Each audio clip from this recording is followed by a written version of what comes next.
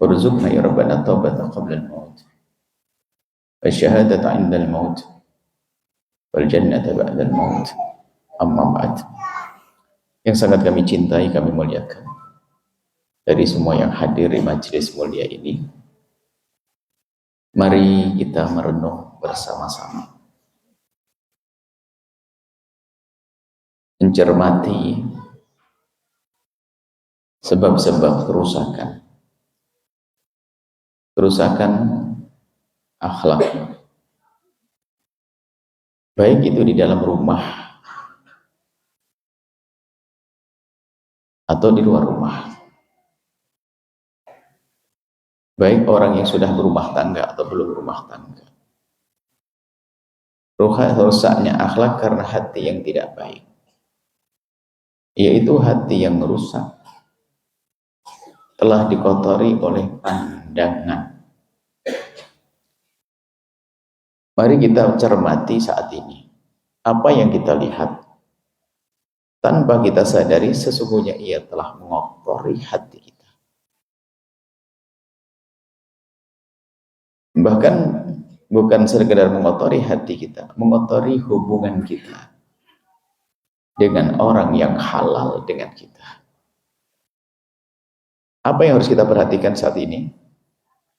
Allah berfirman, kullil mu'minina yaghuddu min absarihim. Katakan kepada mereka kaum pria yang beriman agar menjaga mata mereka. Wa kullil mu'minati, dan katakan kepada para wanita yaghudduna min absarihinna, agar menjaga mata. Mata ini mudah melihat. Kalau kita tidak cermat, apa yang kita lihat tanpa kita sadari merusak. Dan merusaknya halus. Kalau seorang suami dengan istri pada dasarnya, apalagi dibangun dengan cinta yang sudah direncanakan lama-lama, pertemuan suami istri ada pertemuan yang sangat indah. Akan tapi kadang suami istri yang sudah indah ini tiba-tiba berubah. Bukan karena istrinya sudah tidak cantik lagi, akan tapi karena pandangannya kotor.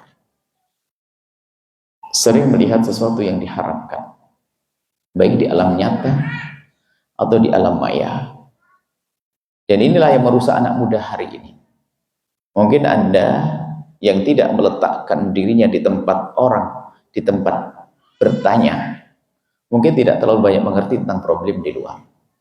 Kerusakan anak-anak muda hari ini, anak-anak kecil sudah mengerti hal-hal yang seharusnya mereka belum boleh tahu. Perzinaan terjadi begitu mudahnya. Bahkan seorang istri yang punya suami, dan ini pengalaman, seorang istri yang punya suami baik, bahkan laki-laki normal dan perkasa, ganteng dan sukses, akan tapi ternyata seorang perempuan ini tiba-tiba rusak hatinya. Tidak serta-merta dengan laki-laki, tidak, tapi dimulai dari tontonan. Sehingga dia sering menonton tontonan yang tidak pantas, sehingga dia mengejar fantasinya, khayalannya, sehingga mentalnya rusak, sehingga setiap melihat laki-laki seolah-olah unik. Di saat ada syahwat bangkit, iman semakin keropos. Bayangkan suaminya sangat ganteng, dia bisa terpesona, dia punya laki-laki di rumahnya yang halal, terpesona dengan sesuatu yang haram, dan mungkin secara kualitas jauh lebih rendah. Gara-gara tontonan. Jangan dianggap sepele. Kami perlu menekankan ini, waspada tentang tontonan-tontonan yang ada di rumahnya, di handphone kita. Jangan percaya dengan fatwa ustadz yang mengatakan bahwa menonton film porno suami istri itu nggak apa-apa. Naudzubillah. Itu ustadz kalau punya hobi jelek jangan disebarkan ke orang. Gini loh wahai para ibu yang solehah. Kalau Anda mengajak suami Anda nonton film kotor, sebetulnya Anda telah mengajari dia untuk nanti penasaran. Sehingga di saat tidak dengan Anda pun dia akan mencari, melihat sendiri. Seorang suami yang mengajari istrinya untuk nonton film kotor akan ada penasaran, karena urusannya kan syahwat. Nonton film kotor, nonton wilayah-wilayah tertentu bukan seperti lihat pohon mangga yang indah, rindang, tidak. Tapi di saat kita melihat wilayah tersebut, perempuan lihat milik laki-laki, itu ada syahwat yang tumbuh. Bukan seperti kita, oh melihat pohon rindang, aku ingin lihat pohon. Oh tidak. Ada sesuatu yang masuk ke dalam diri. Sehingga penasaran. Pertama kali yang ia simpulkan adalah, ternyata milik pasanganku tidak seindah yang aku lihat. Maka perempuan bodoh adalah perempuan yang mengajak suaminya nonton hal-hal demikian itu. Maksudnya suruh menilai bahwasanya milikku tidak seindah yang kau lihat di situ, wahai suamiku. Di situ muncul ketidakindahan. Dan tapi tidak disadari, dipikir biasa-biasa saja. Sehingga ini terus akan nyandu. Maka ini masalah pornografi ini harus betul dicermati. Anak-anak kecil sekarang mengerti, begitu mudahnya mengakses gambar-gambar rendah, gambar-gambar kotor itu. Itu menjadikan mentalnya rusak. Sehingga syahwat itu akan muncul kepada siapa saja. Yang katanya mahram sudah nggak ada lagi. Mahram itu adalah orang yang haram dinikahi. Sehingga banyak, bukan satu dua, banyak tiba-tiba seorang bapak syahwat dengan anak perempuannya. Lihat. Seorang ibu syahwat dengan anak laki-lakinya. Seorang anak umur 14 tahun gara-gara sering nonton film ini, ternyata kamar mandi yang dibolong hanya untuk lihat ibunya lagi mandi. Anda jangan menganggap sepele. Akan tapi di satu ada anak-anak muda yang saat ini hasrat syahwatnya tinggi, lihat. Akal sehatnya belum, akal normalnya belum tumbuh, yang ada syahwat dicekoi oleh temannya dengan gambar bermacam-macam. Apa yang terjadi pada anak ini? Dan yang sudah menikah pun akan rusak. Jangan dianggap sepele. Sehingga dia tidak akan puas dengan pasangannya. Sangat terpaksa. Suatu ketika ada orang menghadap kepada kami dan berkata, kami tidak bisa hubungan suami istri kecuali saya melihat film porno dulu.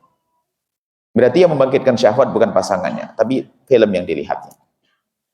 Dan kita perlu serius membahas masalah ini agar tahu anda tahu bahwasanya itu ada membahayakan. Bayangkan seorang wanita yang katanya soleh di rumahnya, rupanya sering di luar suaminya bekerja, dia di rumah seolah-olah nggak ada kerjaan. Kalau ada kerjaan, baca Al-Quran, berzikir, melihat sesuatu yang positif, dia nonton film itu semuanya. Ternyata subhanallah, kejadiannya dengan siapa? Setelah ketahuan baru nangis-nangis. Hanya satu orang mengantarkan air, tiba-tiba terjadi dalam waktu singkat. Karena waktu itu dia lagi nonton, kemudian dia tidak tahu tukar senyum atau bagaimana, hayalannya dikuasai dengan syahwatnya, tiba-tiba melakukan zina dalam waktu singkat. Setelah ketahuan baru dia menyesal, menangis. Jangan menyepelekan, itu merusak hati. Sebab kalau kita sering nonton film-film kotor itu, hati semakin keras, jauh dari Allah. Di saat mulai jauh dari Allah, mudah kebawa kepada kehinaan. Dan itu menghancurkan keindahan rumah tangga. Tapi sebaliknya kalau kita semua ya ghuddu, menahan mata kita, lihat itu haram gak boleh saya lihat, maka ketahuilah kalau kita menjaga mata kita, yang halal semakin indah. Yang halal semakin indah. Dan kalau sudah orang hatinya keras karena sering tontonan yang haram, hati keras, lihat dia pernah mencoba haram sekali, dia ingin mencoba 2 kali, 3 kali, terus tidak akan hentinya. Maka orang selingkuh kalau tidak segera tobat sadar kepada Allah, dia akan terus mengulang-ulang karena kehinaan itu akan terus terjadi. Karena hatinya kropos. Makanya pertama dihentikan tontonannya. Film-film. Kadang-kadang membaca cerita hubungan suami istri. Cerita porno. Bukan hubungan suami istri. Cerita. Itu terinspirasi dari cerita. Seorang tuan dengan pembantunya. Ini dengan tetangganya. Ini semua dibaca. Dan dinikmati itu oleh seorang ibu pembaca. Yang katanya rajin hadir pengajian. Dinikmati cerita. Sekarang ada cerita dulu. Dia terinspirasi. Akhirnya dia mikir pembantu. Mikir ini. Na'udzubillah. Lupa kepada Allah. Ingat, zina adalah hina, zina adalah rendah. Kalau ada orang kafir masuk Islam namanya mu'allaf, seorang cucu masih bangga. Tapi kalau sudah seorang cucu punya nenek berzina, itulah kehinaan yang nempel di jidat oleh kakek, nenek dan sampai keturunan. Zina adalah hina, takutlah kepada Allah, jangan main-main urusan ini. Muqaddimah zina adalah mengumbar mata, tidak hati-hati, tidak waspada. Kadang sudah punya yang halal di rumah, ternyata dia melakukan yang haram. Seolah-olah yang haram lebih indah karena ada dihiasi oleh syaitan.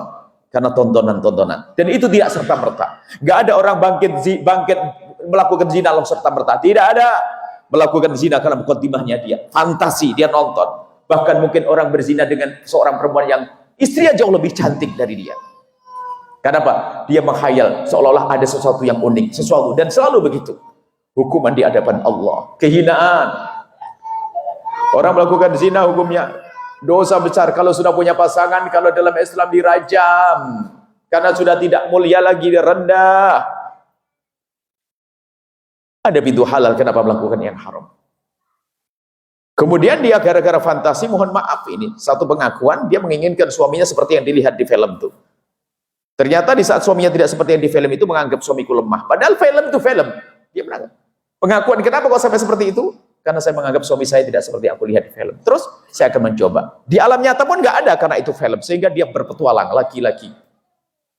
Sehingga hanya terpesona dengan gantengnya seseorang, kegantengan seseorang. Lebih muda dan sebagainya. Naudzubillah, itu muncul kebusukan. Hati-hati, takutlah kepada Allah. Maka dari mana kita mulai menutup mata?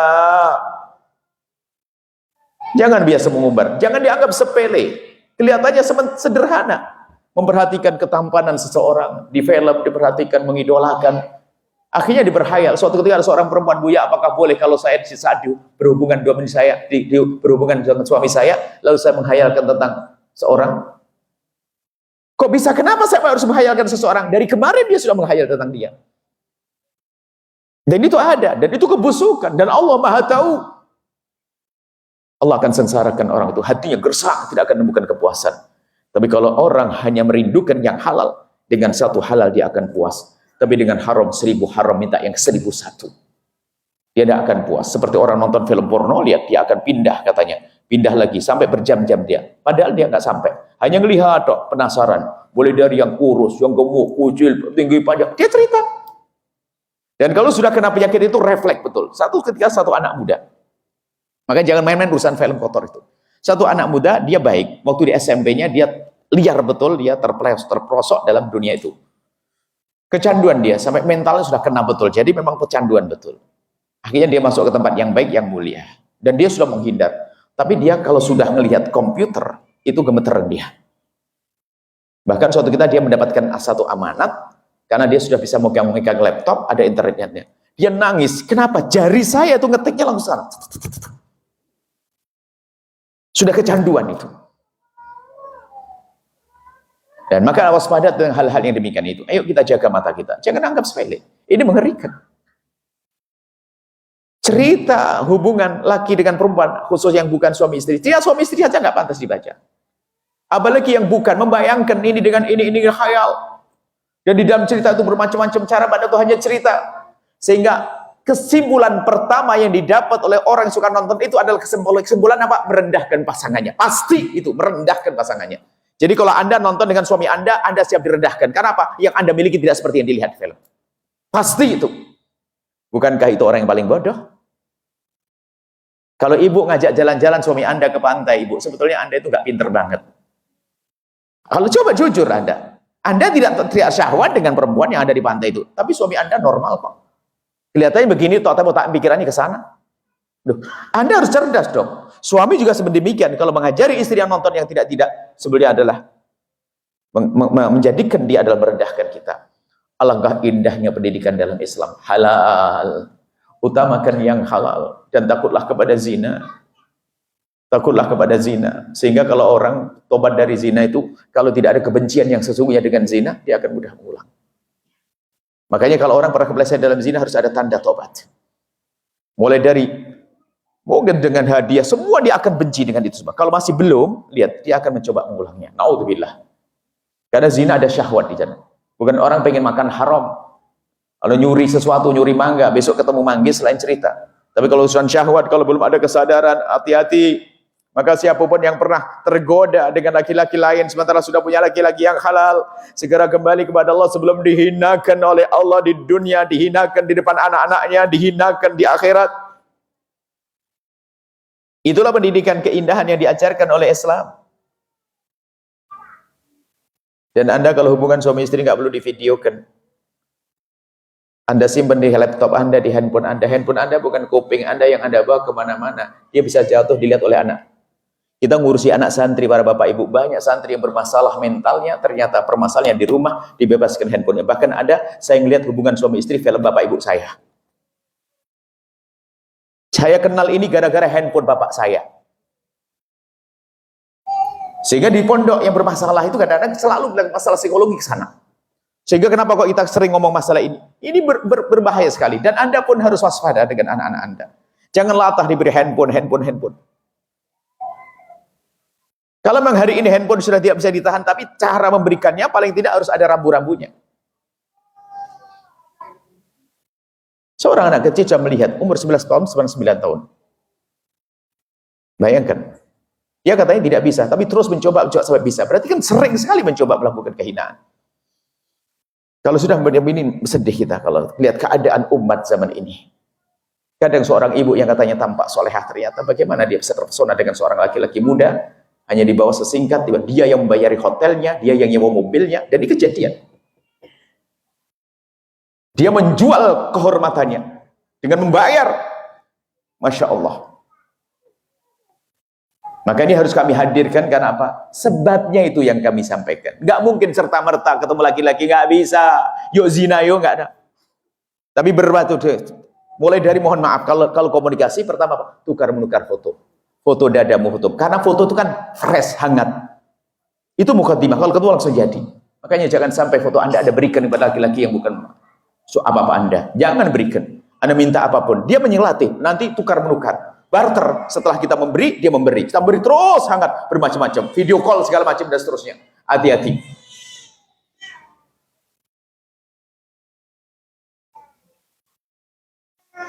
Kalau seandainya kita kembali ke zaman tahun 75, tahun 80, belum ada internet, kayaknya enak banget dunia ini.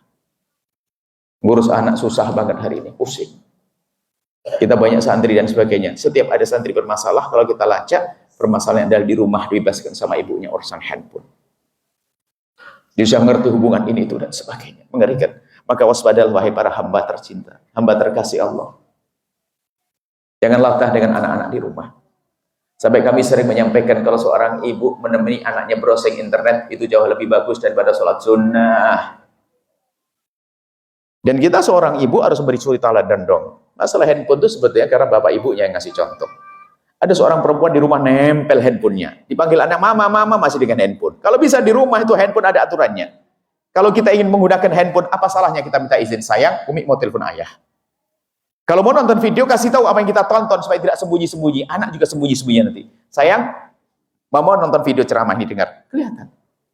Sekarang anak ibunya sembunyi-sembunyi dan sebagainya. Sampai ada seorang bapak, anaknya nangis. Anaknya, santri, anaknya anak. Anaknya nangis, ayahnya sudah tidak malu lagi nonton yang demikian itu. Ayo. Bagaimana keadaan di luar sana? Ini berita anak yang akhirnya bisa masuk ke tempat-tempat yang baik, itu cerita tentang masa lalunya di luar. Makanya kami sampaikan yang demikian ini semua harus waspada dan mengerikan. Sedih. Belum lagi naudzubillah zina. Zina terasa indah dengan haram itu. Naudzubillah karena keroposnya iman. Tapi orang punya iman tersentuh tangannya, seorang wanita mulia tersentuh tangannya, dia akan gemeteran dan dia ketakutan. Terjebak di lip misalnya dengan laki-laki, dia akan gemeteran. Tapi kalau sudah biasa nonton itu adalah barangkali itu ada sesuatu yang unik di dia. Zaman ini beda wahai hamba Allah, bukan zaman dulu. Sekarang prasarana untuk melakukan zina sangat cepat. 10 menit bisa melakukan zina dengan teleponnya dia. Pergi kemana? Hati-hati. Sekarang ada kontrol suaminya lagi di mana, istri lagi di mana. Mari kita kembali kepada keimanan, takut kepada Allah. Kalau urusan kehinaan nggak pandang. Seorang nenek-nenek umur 60 tahun gara-gara reuni SMA tiba-tiba ninggalkan cucunya. Cucunya sampai nangis-nangis. Tidak tahu apa yang dilakukan, Allah alam. Akan tapi begitulah namanya, gara-gara sering komunikasi. Pokoknya kalau itu bukan milik, bukan suamimu, hati-hati berkomunikasi. Jangan sampai kambit Anda terpesona. Dari sinilah nanti akan muncul keindahan yang hakiki di rumah kita. Sang suami menahan, tidak, selagi haram aku tidak boleh dekat-dekat.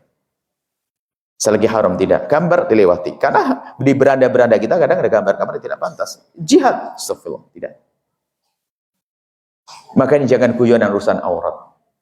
Ada seorang, semoga Allah mengampuni, suatu ketika, kadang-kadang dari pihak suri toladan sendiri nggak memberi suri toladan. Saya sedih suatu ketika dengan satu ustadz, semoga Allah mengampuni. Guyonan, masuk sebuah hotel. Kebetulan hotelnya bukan hotel yang syar'i, jadi banyak. Apa kalimatnya? Wah, ini baru tontonan, bagus. Bagaimana mengatakan bagus? Menyifati. Yang bagus ya hanya istrinya dong seharusnya. Enggak usah nyanjung lihat caption, paha terbuka lo mengatakan kamu bagus. Kalau ngomong apa? Di pondok melihat perempuan pakai kerudung semuanya. Bagaimana Ustadz ngomong begitu? Langsung jatuh di pandangan saya. Mana syariat? Kalau seandainya ada orang melakukan dosa, cukup antara dia saja dengan Allah. Jadi pelajaran kita hari ini menjaga mata, karena semuanya punya handphone dan sebagainya, jangan dianggap sepele, karena halus pergeseran nilai itu. Jadi Anda melihat mula-mula biasa saja, mula-mula ragu-ragu melihat. Mungkin gemeteran pertama kali seorang itu melihat. Kemudian sudah mulai biasa, akhirnya hobi, bisa nge-save, wah bisa carinya pinter. Akhirnya sering terlambat tidur. Sudah itu tahajudnya akan hilang, karena biasanya jam 11 sudah tidur. Karena sudah mengerti tontonan ini menjadi jam 12. Kadang sampai jam 1. Ini pengakuan orang. Bahkan mengatakan yang sudah tobat itu lebih dari afyun. Lebih daripada obat-obat doping. Sampai saya pagi Bu ya saya ngelihat. Padahal saya hanya penasaran dong. Penasaran. Sehingga pekerjaan berantakan. Anda tidak perlu nengok orang lain. Kita nengok diri sendiri. Pokoknya aku tidak boleh terjerumus, itu saja selesai. Agar semakin indah di rumahmu. Pasanganmu semakin ganteng karena matamu terjaga.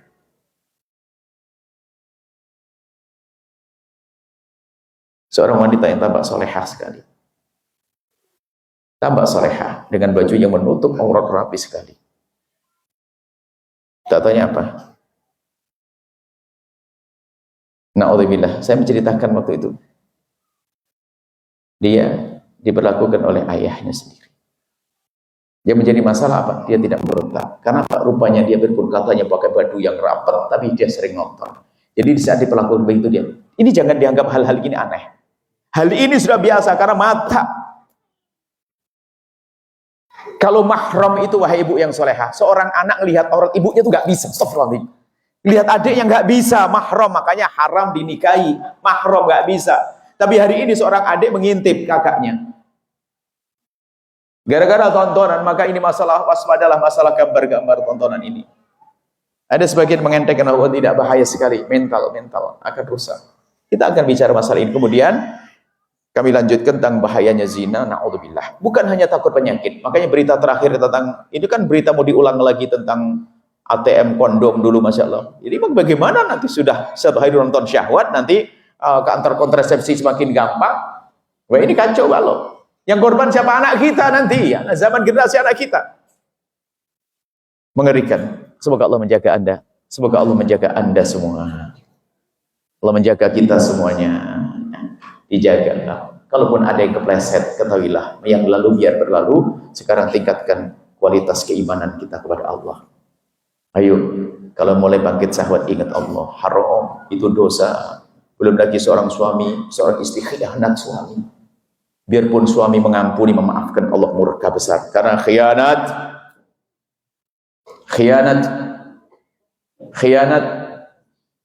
Kadang na'udzubillah seorang istri melakukan kehinaan dengan fasilitas yang diberikan oleh suaminya. Kira-kira dosa apa lebih gede dari itu? Ini terjadi. Melakukan kehinaan dengan fasilitas yang diberikan oleh suami.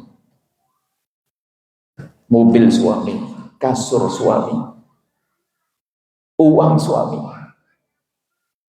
Kami tidak, kalau Anda insya Allah terjaga, tapi ini harus Anda miliki, kalau tidak Anda akan kebawa kepada budaya-budaya jelek ini. Anda orang aman, Anda solehah, Anda terjaga. Tapi kalau Anda mengentengkan urusan pandangan, semuanya dari ini, nonton film roman yang ngaco, kemudian cerita-cerita, ada cerita-cerita tentang hubungan-hubungan, Masya Allah, dia terus hobi dengan itu semuanya. Tiba-tiba hatinya rusak, mentalnya rusak. Dan takutlah kepada zina dan muqaddimah zina. Dalam apa? Wala taqrabu zina, jangan dekat-dekat dengan zina.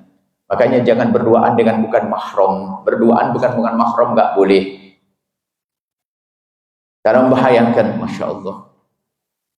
Begitu mudahnya orang terpeleset dalam kehinaan. Tapi ingat wahai hamba Allah, mungkin ada yang pernah terpeleset dalam hina dan busuknya zina. Ingat Allah Maha Pengampun. Segera menuju kepada Allah.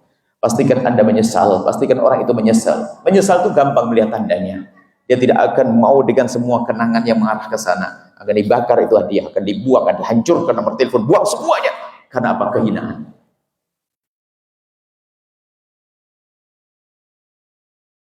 Hati-hati dengan reoni. Cinta lama bersemi kembali katanya. Innalillah. Dusta. Bukan.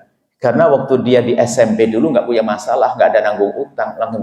Jadi kesannya seneng tok. Waktu di SMP belum punya masalah, masih seneng tok. Kalau suami istri kan kadang-kadang harus nyusui, harus mandiin anak, suami marah segala macam. Mau dibandingkan waktu di SMA no problem, maka seolah terkesan sehingga tiba-tiba gara-gara ironi berubah hati dengan suami. Ini banyak. Bahkan kalau dia tanya ada yang ngangguk kok lihat temannya. Mungkin ada di antara kita menyaksikan teman kita semacam itu. Ya, kita jangan masuk wilayah itu. Itu kehinaan. Gara-gara memperhatikan.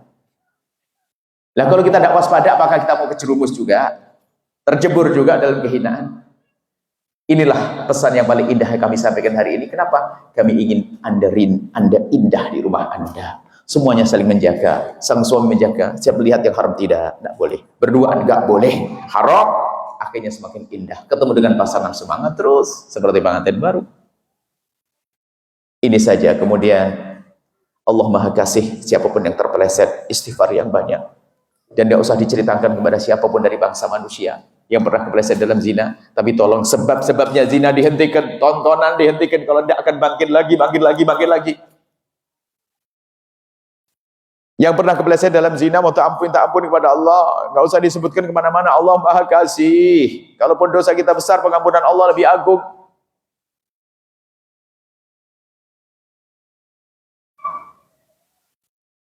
Ini perlu kami sampaikan, karena begitu banyaknya permasalahan yang disampaikan kepada kami di otak kami, berita-berita kehinaan.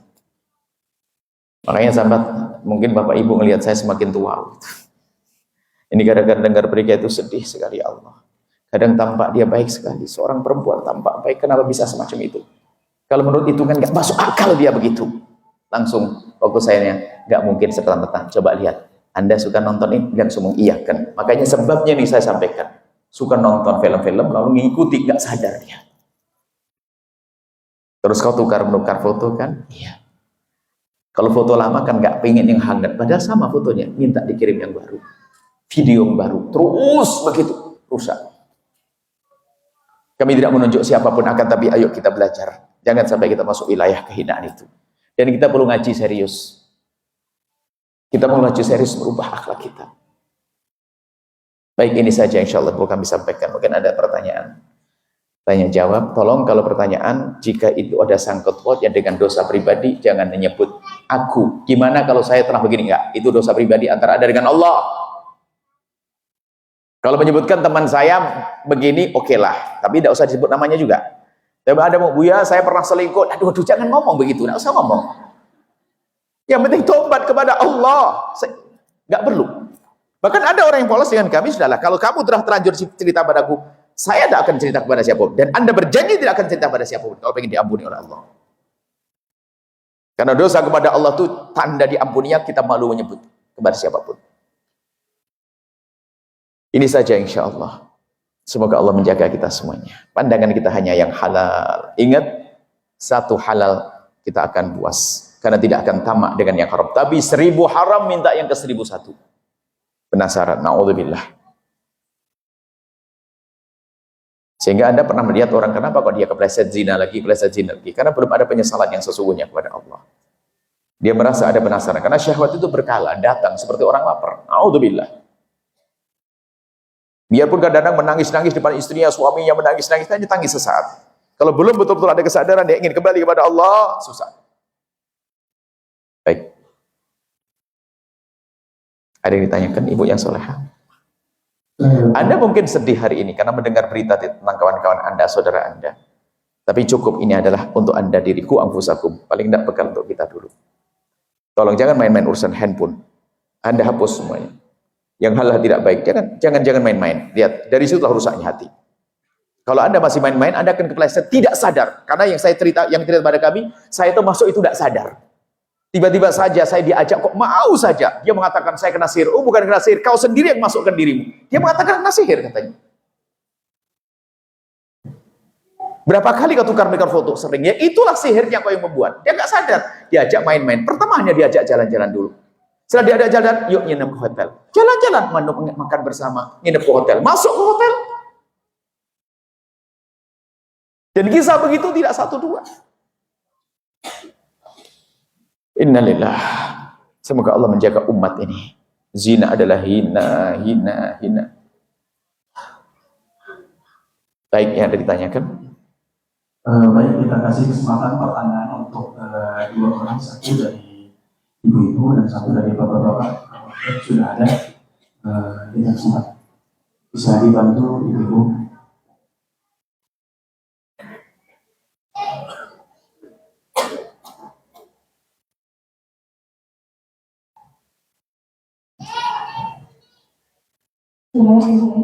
Assalamualaikum Ustaz.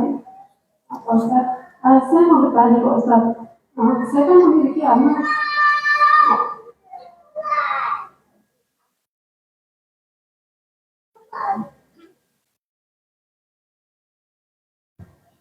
Anak saya itu memiliki keterbatasan. Hukumnya gimana tentang aurat saya, anak saya itu anak laki-laki. Sedangkan saya juga memiliki anak perempuan yang sudah remaja. Terkadang saya kan karena saya sudah kerja di luar, sedangkan saya orang tua single. Jadi kadang si anak laki-laki diurus oleh adiknya gitu. Jadi hukumnya itu seperti apa, Ustaz? Dia sejauh mana punya kebutuhan khusus sampai tidak bisa apa-apa? Dia cuma bisa hidup saja. Mohon maaf, ada syahwat dia? Dia sudah remaja, sudah balik umurnya, sudah masuk 7. Ada syahwat dia? Karena ada orang yang akalnya tidak tidak ngerti itu. Iya, akhirnya bagus. Enggak, mohon maaf, enggak. Suatu ketika ada satu perempuan, satu laki-laki seperti itu. Jadi dia tuh pengen kawin. Rupanya bukan pengen nikah, dia pengen sedang rame-rame. Dia tidak pernah, mohon maaf, alatnya tidak pernah berfungsi. Sampai saya kenal betul dengan dia. Kalau ketemu saya pun ngomong kawin, entar lagi kawin, dia mau kawin. Maksudnya apa, senang rame-rame dia. Jadi bukan itunya, tidak ngerti itu. Jadi kalau ada orang kebutuhan khusus nggak ngerti, dia aman. Yang jadi masalah ada syahwatnya, dia bangkit. Jadi ada kebutuhan seks juga. Ya, kita pengen tahu, itu perlu diperhatikan. Maka nanti yang memperhatikan juga orang yang hati-hati. Harus laki, kalau jangan sampai perempuan. Karena biarpun perempuan dia normal, ini tidak normal. Dia juga ada syahwat, pengen coba-coba, apalagi mengentengkan. Wah, dia akalnya nggak bener. Paling bisa mau main-main dengan saya. Itu bisa berbahaya. Makanya begitu dicermati dulu, ibu yang solehah. Kalau dia memang, mohon maaf, alat itu tidak punya fungsi. Memang lebih bagus kalau laki ada laki yang membersihkan, yang rapikan dan sebagainya. Kalau saudari perempuannya harus ada jaminan, mohon maaf. Saudari perempuan, tapi kalau saudari ini bisa terjaga matanya, jarang nonton yang enggak, ya mungkin dengan adiknya pun juga jika enggak ada. Tapi kalau dia juga pernah liar, yang khawatir juga ada penasaran ingin coba-coba. Itu bahaya sekali. Maka Anda prihatin. Kami ingatkan dulu kepada siapapun yang oleh Allah diberi oleh anak kebutuhan khusus, sebetulnya Anda mau diangkat derajat. Karena punya anak satu kayak punya anak 10. Anda akan menjadi orang mulia. Syaratnya menjaga dengan benar. Tidak usah bersedih dengan keberadaan anak semacam itu. Yang punya anak kebutuhan khusus, sebetulnya Allah ingin mengangkat ibunya dan mengangkat ayahnya. Sabar menangani dia, sabar ngurusi dia, ya. Dengan kecintaan, dia tidak ada dosa. Makanya dia tidak punya dosa, kita yang banyak dosa. Akan tapi kalau Anda membahas masalah aurat dan sebagainya, selagi dia adalah akal yang nggak sempurna, maka aurat tidak ada bagi dia. Yang wajib kita menutup auratnya agar tidak ganggu orang. Kalau dia perempuan, dia nggak ada dosa. Perempuan yang kebutuhan khusus, dia kebuka auratnya nggak dosa dia. Tapi kan ganggu laki-laki yang melihatnya, bisa melakukan jahat dan sebagainya. Apalagi, mohon maaf, kalau perempuan hati-hati. Kadang-kadang ada laki-laki iseng digagai, dirusak ini. Hanya karena dia menganggap bodoh, tidak ngerti, tidak bisa cerita dan sebagainya. Jadi Anda sendiri yang bisa mengetahui, jika ternyata memang dia adalah secara syahwat tidak ada, maka bisa saja adiknya yang membersihkan dan sebagainya, tapi itu pun harus hati-hati. Tapi kalau dia ada syahwat juga, itu yang berbahaya. Karena kadang orang sehat, orang normal, saat bangkit syahwat, memanfaatkan, ini orang kan tidak normal, nggak kan bisa cerita, coba-coba, khawatirnya di situ, namanya godaan setan kan. Seperti itu. Ada yang tanyakan lagi, boleh kasih mic, karena dia seorang ibu yang diangkat derajatnya. Aurat, selagi orang yang akalnya tidak ada aurat. Yang wajib kita yang wajib menutupinya. Dia nggak punya dosa. Kalaupun seandainya naudzubillah dia dizinai dan sebagainya, dia tidak dosa. Yang dosa yang menzinai. Kalau laki-laki dia digoda, dia nggak ngerti. Cuman ada orang gila tapi syahwatnya bangkit. Ada orang gila tapi syahwatnya bangkit. Suatu ketika ada di daerah Jawa Timur sana orang gila benar tapi syahwatnya bangkit. Sehingga yang korban adalah wanita gila. Ada wanita gila pada hamil. Karena dia gila tapi bangkit syahwat. Nah ini harus perhatikan. Sampai itu ada pendapat apakah kamu suntik impotensi atau bagaimana, hukumnya gimana? Jawabannya tidak boleh suntik impotensi. Karena jangan-jangan setelah itu dia sehat. Lalu bagaimana mungkin di kerangkeng atau di tempat yang terjaga. Tapi dia liar mengganggu perempuan yang gila yang lainnya. Masya Allah. Jangan khawatir. Doakan Buya, doakan semuanya. Ya. Anda mau diangkat derajat. Punya anak semacam itu istimewa. Adiknya umur berapa? Sudah masuk umur 14. Adiknya yang ngerawat dia. Kadang-kadang Ustaz, soalnya dia juga di pondok, kadang kalau pulang kan kadang dijagain. Soalnya saya kerja kan, kadang saya kerja itu di rumah-rumah orang juga Ustaz. Terus saya bertanya, kaki itu kan bagian dari aurat. Kadang saya kan bekerja kan di rumah orang lain itu, saya bekerja sebagai pembersih-bersih gitu. Jadi kadang saya tidak menggunakan kaos kaki gitu. Jadi apakah itu juga Di rumahnya orang? Iya. Insya Allah. Kaos kaki adalah memang ia aurat, akan tapi ada pendapat yang mengatakan dalam mihan, dalam seorang perempuan mengerjakan pekerjaannya, itu dimaafkan hal yang demikian itu. Akan tapi, ya tetap sebisa mungkin menghindar. Intinya adalah bukan khalwahnya tadi. Tidak berduaan dengan laki-laki yang di tempat Anda bekerja. Jangan sampai Anda bekerja tiba-tiba pura-pura suruh bersihin kamar, tiba-tiba tutup di kamar. Itu kan aja orang nakal kan macam-macam. Anda pokoknya di saat Anda akan berduaan dengan laki-laki, Anda harus waspada. Anda bekerja insya Allah mencari nafkah untuk anak-anak istimewa.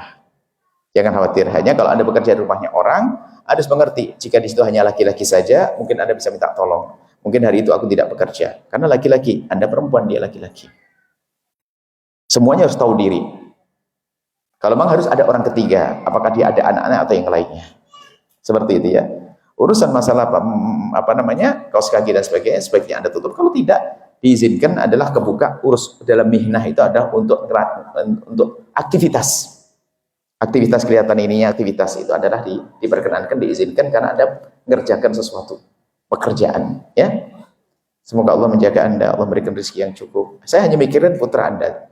Jika putra Anda itu adalah mohon maaf, Anda yang tahu sendiri kan setiap harinya tentang mohon maaf. Jika itu bisa, maka anak perempuan Anda tidak boleh ngurusi dia.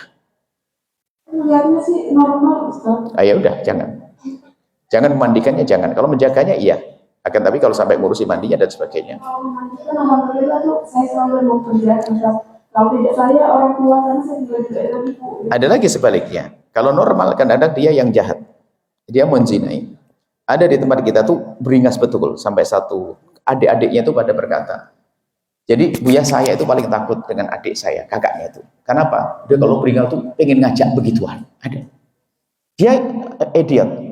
Tapi kalau sudah lu kayak berontak kayak binatang, wah gitu. Itunya sampai mohon maaf ditampakkan itunya. Dia nggak berakal. Pengennya begitu sampai mohon maaf dia itu tidak malu karena orang nggak punya akal. Dia mengeluarkan di depan siapa saja sampai derajat begitu. Lalu itu kan bahaya, artinya selagi itu ya normal. Harus kita waspada sekali. Dia memang tidak berakal. Tapi yang di kiri kanannya mungkin ada yang coba-coba, pengen lihat, main-main dan sebagainya. Namanya perempuan, ada syahwat. Perempuan lihat itu kan syahwat. Kemudian pengen coba-coba main-main dan sebagainya. Hanya biarpun dipegang dan sebagainya, itu kan bertahap. Dari pegang-pegang ke semuanya. Hati-hati. Intinya, Anda berhati-hati semuanya. Ini bukan untuk beliau saja. Ini kalau saya lanjutkan pendidikan di rumah, tolong di rumah Anda, semelarat apapun Anda. Semoga cukup rezekinya, amin. Semelarat apapun Anda, tolong toilet kamar mandi Anda harus ada tutup kuncinya. Semelarat apapun Anda, tolong pisah tempat tidur anak perempuan dengan anak laki-laki. Karena Anda tidak tahu, mungkin anak laki-laki Anda lagi tidur dengan kakaknya, pengen pipis tengah malam, tersingkap rok kakaknya. Dia berhenti dan perhatikan. Pertama kali perhatikan sekali, besok dia mencari. Jangan main-main. Makanya kan, fariquhum fil madaji, kan sabda Nabi, pisahkan di tempat tidur mereka. Kan pendidikan Islam. Perempuan tertutup tempat tidurnya. Laki-laki okelah di kursi, di meja sana. Tapi kalau satu tempat itu bahaya sekali. Kalau ikut pendidikan baginda Nabi indah.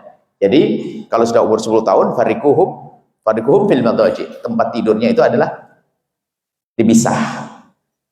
Nah, ini adalah pendidikan-pendidikan lanjutan. Sebab hari ini zina mahram, kakak adik melakukan zina banyak. Ya gara-gara semuanya itu. Abangnya sudah nakal, rusak, adiknya dikasih tontonan. Bangkit syahwat, akhirnya melakukan kehinaan. Semoga Allah menjaga semuanya. Baik, Terima kasih. Waalaikumsalam.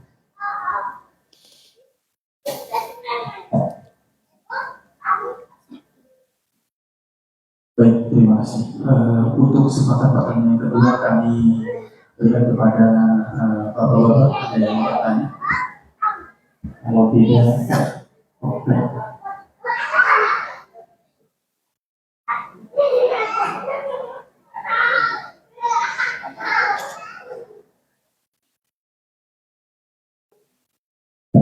Assalamualaikum ya.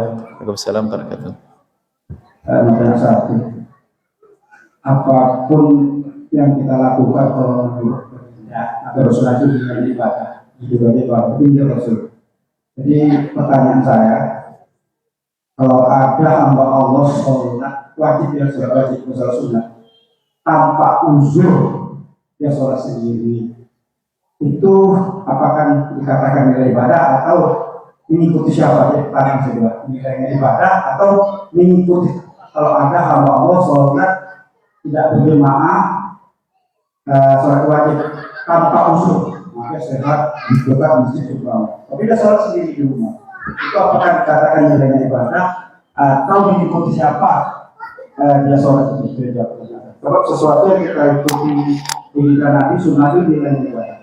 Saya bukan mengatakan sholatnya standar itu masih bersama oleh pertanyaan saya, apakah itu nilai ibadah atau mengikuti siapa? Terima kasih, pertanyaan yang bagus.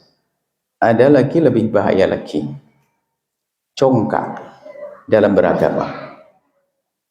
Karena merasa dirinya sudah melakukan kebaikan, karena memandang orang lain dengan pandangan rendah. Itu bahaya lagi.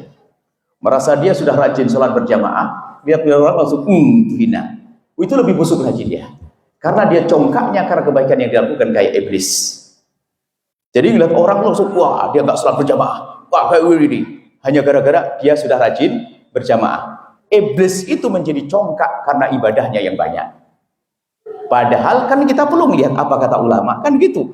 Cuman dia gampang nilai orang, sholat sendirian. Wah, dia congkak dalam beragama, dia sombongnya dengan ibadahnya. Macam iblis, kan begitu. Itu bahaya sekali, makanya ada dosa yang halus tidak dirasa. Adapun sholat berjamaah, ulama berbeda pendapat.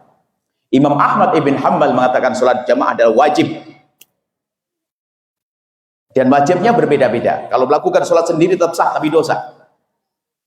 Tapi menurut jumhur ulama, kebanyakan adalah mengatakan fardu kifayah. Jika di masjid sudah diadakan jamaah, yang lain tidak jamaah juga nggak ada masalah. Ada yang mengatakan sunnah mu'aggadah, sunnah yang sangat dikukuhkan. Sholat sendiri sah. Nggak ada. Sholat sendiri sah. Cuman pertanyaannya, bukankah Anda orang pengen surga? Kenapa Anda nganggur kok nggak rindu sholat berjamaah di masjid? Tapi tidak boleh kita katakan, wah, tidak boleh, merendahkan. Ini biasanya orang congkak, gampang kita khawatir masuk congkak, itu bahaya sekali. Anda yang sudah pakai kerudung begini, melihat anak pakai perempuan baju setengah badan, Anda tidak boleh merendahkan ya. Ih, kasihan, mesti Anda nangis, kenapa dia buka aurat, dia cantik sekali. Kenapa dia buka aurat? Banyak lagi yang tergoda. Alangkah banyaknya dosa gara-gara perempuan cantik yang dia pakai baju setengah badan. Mesti Anda nangis, cuman Anda sombong gara-gara hadir pengajian. Astagfirullahaladzim, yalah. Congkak berapa lebih bahaya lagi. Jadi orang sholat tidak berjamaah, sholatnya sah. Dan menurut jumhur ulama adalah tidak dosa. Menurut Imam Ahmad dosa. Selagi perbedaan ulama, selagi ini perbedaan ulama, diganti di baterainya. Dari tadi terputus-putus hanya sekali seharusnya. Kalau sudah sekali langsung diganti baterainya. Kalau dikasih belum diganti balik lagi. Ini sudah diganti belum baterainya? Nah gitu. Kalau sudah ada tanda pertama harus dikasih lagi, nanti balik lagi. Baterainya tidak bisa masuk sendiri. Mohon maaf. Jadi seperti itu. Jadi menurut jumhur ulama tidak dosa, tapi menunjukkan kurang rindu kepada Allah. Ibadah wajib. Gimana tidak ibadah dia? Mau ibadah kok dikatakan tidak ibadah, kan gitu ya? Ibadah. Itulah hukum para ulama. Ulama mengatakan dalam mazhab kita Syafi'i yang dikukuhkan adalah fardu kifayah. Pendapat yang kedua adalah sunnah yang sangat dikukuhkan. Tapi tetap sah sholatnya sendiri. Dan bagi mengatakan sunnah tidak dosa. Cuman kasihan, katanya pengen surga. Kenapa nggak senang berjamaah? Gitu ya. Terima kasih atas pertanyaannya. Allah a'lam bishawab. Baik, terima kasih Buya dari pertanyaan. Mungkin masih ada satu atau dua pertanyaan lagi dari kita kasih waktu untuk ibu-ibu kembali. Ada yang bertanya dari ibu? Oke, sebentar.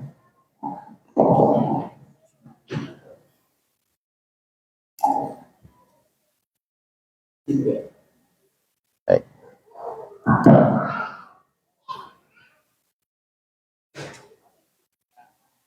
Estafet, kasihkan, mohon maaf. Assalamualaikum warahmatullahi wabarakatuh. Alhamdulillah, selamat datang Pak Buya di TV. Nggak bisa. Oke. Percuma itu sudah dipakai. Kalau diganti tuh, taruh aja, pakai yang lain. Simpan aja. Alhamdulillah, hari ini saya bisa langsung menengok Buya ngasih pengajian. Saya bersyukur mesti saya memfasilitasi kami untuk mendapatkan kajian dari Pak Buya. Nah, di sini menyambung dari pertanyaan Bapak tadi. Nah, bagi wanita kami Buya, apakah suatu kewajiban juga bagi kami untuk sholat ke masjid? Kalau kami sholat di rumah, apakah sama pahalanya dengan orang yang sholat di masjid? Yang kedua, itu satu pertanyaan. Yang kedua, sesuai dengan pengajian Buya tadi, pernah saya dulu mendengar pengajian, walaupun dimanapun dia tobat kepada Allah katanya. Nah, nanti di akhirat dia tetap juga akan dirajam orang yang berbuat zina. Apakah benar itu Pak Ustaz? Saya dari dulu penasaran juga pengajian yang dikasih. Terima kasih Pak Ustaz. Assalamualaikum warahmatullahi wabarakatuh.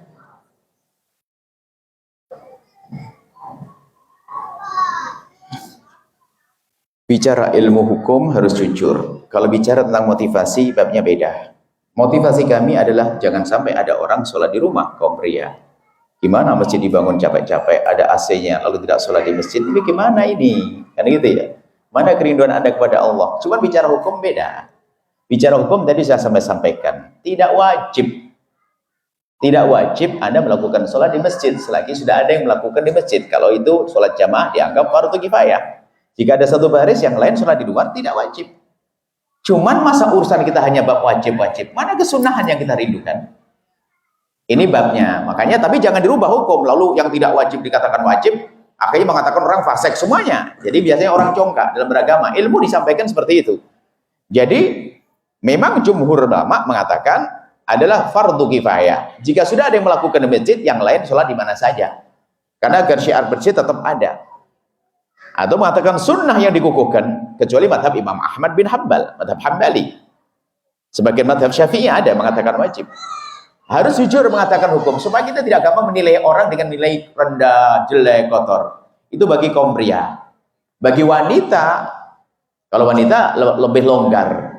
Hanya pernah ada hadis Nabi, la tamna'u ima'akum anil masajidi. Jangan kau larang perempuan kalau datang ke masjid. Berarti sebetulnya kan tidak dianjurkan, tapi kalau datang ke masjid harus ada aturannya. Jangan pakai dandan yang aneh-aneh, jangan kemenyek, ganjen, jangan aneh. Itu harus tempatnya harus terhormat. Itu harus. Lah masjidnya sudah kecil, lakinya banyak. Nyelonong perempuan pakai baju dandanan tidak karu-karuan, ya itu jadi fitnah. Ada aturannya, semua ada aturannya. Kalau sholat di masjid, di rumah, sholatnya di rumah. Bagaimana saya pengen berjamaah, suaminya suruh nemeni. Suami sholat di masjid 2 kali sholat, kan ya ada sholat boleh. Suami yang hebat sholat dulu sama istrinya, baru sholat di masjid, itu baru. Jangan sampai istrinya hanya suruh melahirkan, tak tahu rasanya sholat berjamaah. Anda sholat di rumah dulu sebelum adzan waktu zuhur masuk, sholat di rumah. Atau setelah Anda sholat dari masjid, Anda temani istri Anda. Sebab disepakati mengulang sholat berjamaah dengan berjamaah untuk nolong orang adalah sah. Ada 2 hadis, yang pertama ceritanya begini, ini adalah ilmunya orang. Kadang-kadang yang congkak beragama itu gak seneng begini nih. Seharusnya tidak apa-apa, Anda sebagai laki-laki sholat di masjid, setelah itu pulang menemani istri, udah syat. Istri di rumah, ada suatu ketika begini ceritanya. Ada orang datang ke masjid Nabi, orang itu duduk di pojok begitu, tidak sholat. Lalu Nabi bertanya, kenapa kamu tidak sholat? Waqad sholaina fi rihalina. Kami sudah sholat ya Rasulullah di rumah. Rupanya dia melakukan sholat di rumah. Lalu Nabi tegur, kalau kamu sholat bersama kami akan jadi sunnah untuk kamu. Berarti boleh mengulang untuk berjamaah. Dari tidak berjamaah menjadi berjamaah. Yang kedua adalah, setelah selesai sholat berjamaah, ada satu laki-laki datang. Bingung, jamaah sudah selesai. Nabi yang penuh kasih mengatakan, man saya tasaddaq bi hadzal rasul falyusalli ma'ah. Siapa yang mau sedekah dengan laki-laki ini, silahkan temani sholat. Maka dianjurkan Anda, wahai orang yang sedang berjamaah, kalau ada teman yang ketinggalan, tolong ditemani. Dan teman bukan banyak, istri teman bukan? Oh iya, itu termasuk jarang diamalkan. Biarpun yang katanya rajin berjamaah pun tidak ngerti begini-begini kadang-kadang. Sampai di rumah ya istrinya suruh sholat sendiri sama melahirkan. Itu. Anda pulang ke rumah, teman istri Anda. Nah ini jelas riwayatnya seperti itu.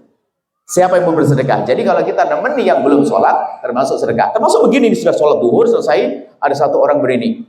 Misalnya ada Pak polisi telat, misalnya ada apa-apa, tapi rindu berjamaah, karena dia harus parkir di sana. Kasihan sudah pengen jamaah, masa gak temani? Anda berdiri satu temani, saya temani Pak.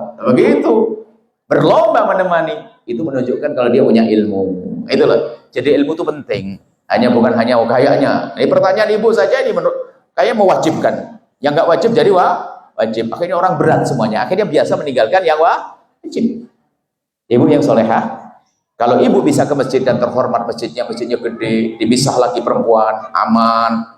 Ibu boleh ke masjid. Kalau tidak aman, lebih baik sholat di rumah. Temani sama suami nanti. Membuat kami sholatul jamaah itu lebih utama daripada sholat sendiri, dilipat gandakan. Masa kita tidak rindu sholat jamaah? Kalau orang kuat imannya, nggak bisa sholat sendiri. Takut tidak diterima oleh Allah. Sebisa mungkin cari kawan untuk sholat berjamaah. Nggak mungkin sholat sendiri. Sholat sendiri itu misalnya gampang, lupa lagi ngelantur. Tapi kalau berjamaah itu enak. Maka biasakan Anda sholat berjamaah. Ini bab himbauan, ada hukum tadi pembahasannya. Jangan dicampur aduk di sini. Gara-gara Anda hobi berjamaah lalu nyalahkan orang lain yang tidak berjamaah, ya nggak benar juga. Harus begitu indahnya hidup itu. Ibu yang solehah, ibu boleh kalau masjidnya gede, aman, terhormat. Kalau harus pergi, tolong hindari hal-hal yang menjadikan orang kena fitnah. Harum yang berlebihan, dan dananya adalah bedaknya 1 senti. Wah, macam-macam lenggak-lenggok. Itu kalau bang Anda bisa terhormat, ada hadis Nabi, jangan kau larang wanita untuk datang ke masjid. Dan ternyata istri-istri baginda Nabi juga i'tikaf di masjid.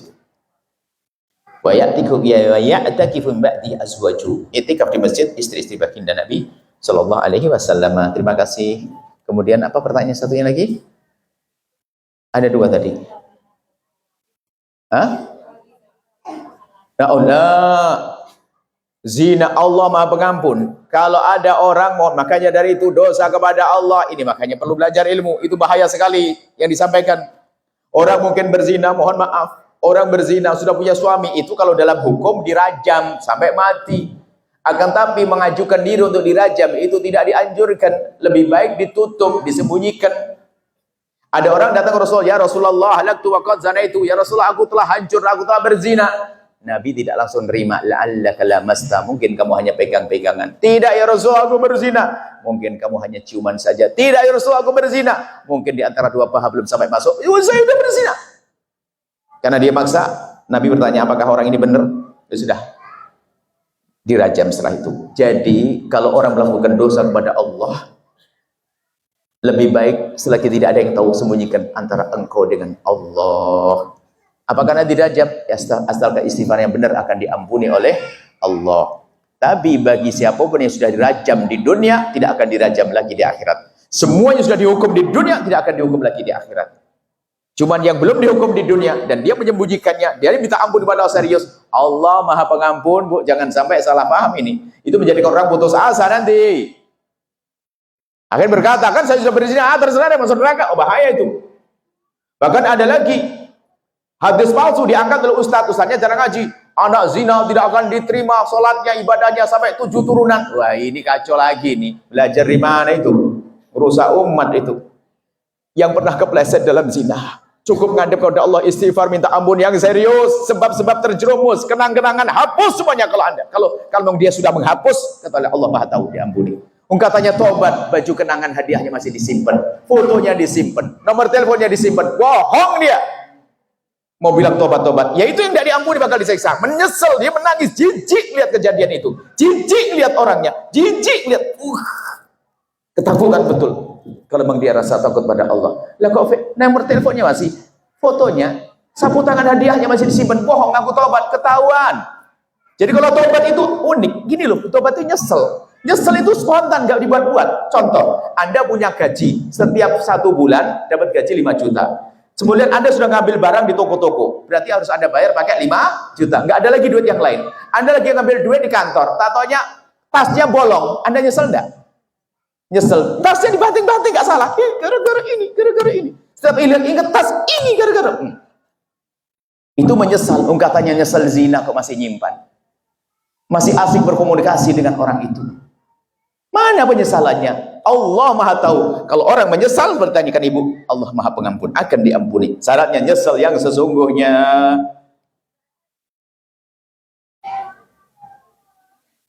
Jangan sampai berita-berita salah itu disampaikan, menjadi orang putus asa. Diampuni bu, nggak dirajam lagi setelah itu. Karena rajam itu hukum imamah. Selagi belum diangkat imam, tidak perlu ditegakkan. Nggak boleh kita kumpul begini ngerajam. Kenapa dianjurkan untuk ditutup? Karena hukum zina. Kalau sudah dirajam, ini khawatir orang pada nggak kuat bercerita. Oh, mbahmu dulu yang mati dirajam loh ya, cucunya malu. Cucunya malu. Karena betul kehinaan yang luar biasa. Cucunya malu. Ya Allah, iya betul. Sejarah rajam di Riau. Cucunya, oh yang dirajam dulu mbahku loh ya. Seperti itu. Maka lebih baik tutup. Dan Allah Maha Pengampun. Ini saja. Bismillahirrahmanirrahim. Allahumma ya Allah, pandang kami. Sekaligus kita doa tentang ya perusahaan Pertamina ya. Bismillahirrahmanirrahim. Allahumma shalli ala habibina sayyidina Muhammad Allahumma ya Allah, pandang kami dengan kasih sayang dan cinta darimu ya Allah. Ya Allah, Engkau yang Maha Kuasa. Kami mohon jaga mata kami dari melihat yang haram. Cukupkan kami dengan melihat yang halal. Dari apa yang kami lihat, dari yang haram, ampuni kami ya Allah. Sungguh ya Allah, jika Engkau ingin menghancurkan mata kami karena yang kami lihat sudah sangat cukup, teramat kotor yang pernah kami lihat, tapi kami yakin Engkau Maha Pengampun. Jangan hancurkan mata kami, ampuni mata kami ya Allah. Jauhkan kami dari zina yang busuk dan Kau hinakan itu ya Allah. Jika ada ya Allah di antara kami ada hamba-Mu yang pernah terpeleset dalam hina dan busuknya zina, kami mohon ampuni mereka ya Allah. Bencikan kepada zina, tutup aibnya di dunia sehingga di dunia tidak terhinakan, dan tutup aibnya di akhirat sehingga di akhirat tidak Kau hukum ya Allah. Buka pintu halal untuknya ya Allah. Jangan sampai ya Allah kehinaan menjadi kenangan indah. Na'udzubillah ya Allah. Kami berlindung darimu ya Allah. Kami berlindung kepadamu ya Allah, dari ya Allah senang dengan keharaman ya Allah. Jadikan kesenangan kami di dalam yang halal ya Allah. Jadikan kesenangan kami dalam yang halal ya Allah. Dan kami mohon jauhkan kami dari menggunjing pezina ya Allah. Cukupkan kami dengan yang halal darimu ya Allah. Di zaman mengerikan, zaman rusak ini ya Allah. Dan kami mohon jaga anak-anak kami dari zina yang busuk dan Kau hinakan ya Allah. Jika Engkau menjaga mereka, tidak ada yang bisa menjerumuskan mereka. Dan kami mohon ampuni orang tua kami, guru-guru kami, jaga anak-anak kami, wujudkan keindahan dalam rumah tangga kami, suami istri yang saling mencintai karenamu ya Allah, dengan anak yang soleh-solehah yang dibanggakan oleh kekasihmu Nabi Muhammad. Dan kami mohon ya Allah, kami di tempat ya Allah, tempat hamba-Hamba-Mu mencari rezeki, mencari nafkah, perusahaan ya Allah, yang di situ banyak hamba-Hamba-Mu bekerja, mencari nafkah untuk anak istri. Maka kami mohon berikan kepada mereka keselamatan, ketulusan, dan jaga perusahaan ini sehingga tetap lestari, yang berjuang di dalamnya ikhlas, yang berjuang di dalamnya dan Kau beri kebaikan ya Allah, dan rizki yang dimakan oleh anak-anaknya menjadi anak-anak baik, soleh-solehah. Dan kami mohon berikan kepada kami keistiqomahan dalam kebaikan ya Allah. Yang sempit rizki lapangkan dengan rizki yang halal penuh berkah, yang sakit sembuhkan, yang punya hutang mudahkan kami dalam bayar hutang-hutang kami. Dan kami mohon ya Allah, ya Allah, ya Allah, kami mohon jaga rumah tangga kami, jaga anak-anak kami, panjangkan umur kami dalam ketaatan serta sehat walafiat. Berikan kepada kami semua husnul khatimah, mati dalam keadaan iman. Dan kami mohon ya Allah, jadikanlah ucapan kami di akhir hayat kami kelak saat Engkau hendak mencabut nyawa kami. Kami ingin saat itu ya Allah, hati dan lidah kami mampu mengucapkan kalimat agung dan mulia. La ilaha illallah sayyidina Muhammad Rasulullah. La ilaha illallah sayyidina Muhammad Rasulullah. La ilaha illallah sayyidina Muhammad Rasulullah sallallahu alaihi wasallam. Rabbana atina fid dunya hasanah wa fil akhirati hasanah wa qina adzabannar. Wa sallallahu ala sayyidina Muhammadin wa ala alihi wa sahbihi wasallam. Alhamdulillahirabbil alamin. Al-Fatihah. Bismillahirrahmanirrahim. Ada pengumuman ibu yang solehah, bapak yang soleh semuanya. Ada Maulid Akbar di Pusat Al-Bahjah Cirebon tanggal 8 September atau 5 Rabiul Awal. Silahkan berbondong-bondong ke tempat tersebut. Kemudian juga untuk menjaga anak-anak Anda, hati-hati jangan sampai anak salah sekolah di luar pergaulan. Kita siapkan pesantren buat anak-anak Anda di Pekanbaru sana. Dan insya Allah kita bangun juga di daerah Bukit Kerikil. Insya Allah ada SMP Islam untuk SMP di Pekanbaru. Pendaftarannya gelombang pertama 25 Muharram atau 1 Agustus sampai 28 Rabiul Awal atau 31 Oktober. Informasi langsung ke 0813 7228 3311 untuk Taufik 0821 7037 0465. Alamatnya di Tengku Maharatu, Kelurahan Maharani, Kecamatan Rumbai Barat, Pekanbaru. Anak-anak SMP Al-Bahjah banyak, ada di Batam. Di Jawa banyak, dari Jawa Timur, Jawa Barat ada semuanya. Anda menginginkan di mana? Pilihannya banyak. Jangan ragu. SMP, SMA untuk dihantarkan jadi dokter, jadi insinyur, jadi teknik macam-macam ada, insya Allah kita hantarkan. Kemudian juga kita ada pendidikan tafakuh untuk mencetak ulama. Kemudian juga pengembangan radioku kita di Pekanbaru ada stasiun radio resmi 96,7 FM. Kita lagi membuatkan studio, kelengkapannya segera tayang insya Allah, dan semoga Anda ikut andil di dalam menghidupkan radio tersebut agar terus pahala mengalir untuk Anda. Rezeki Anda salurkan ke 751-222-3383 Infak Al-Bahjah Pekanbaru atas nama Infak. Informasi 0821-1680-6590. Kemudian maka pembebasan tanah. Kita juga ingin pembebasan tanah, pelebaran tanah pesantren di Pekanbaru. Insya Allah Anda mencatat nomor telepon, nomor rekening aja, insya Allah banyak rezeki nanti. Tulis nomor rekeningnya untuk pesantren Pekanbaru. Anda tidak tahu kalau esok hari Anda dapat rezeki yang banyak. Menantunya banyak duitnya, mertua banyak duit, orang tua banyak duit, suaminya naik gaji. Bismillah, langsung aja untuk membantu pesantren Pekanbaru. BSI 751-222-3383 atas nama Infak Al-Bahjah Pekanbaru. Informasi konfirmasi 0813-722-8331. Masya Allah, ini saja. Mohon maaf, mohon doa selalu. Wabillahi taufiq wal hidayah. Assalamualaikum warahmatullahi wabarakatuh. Waalaikumsalam.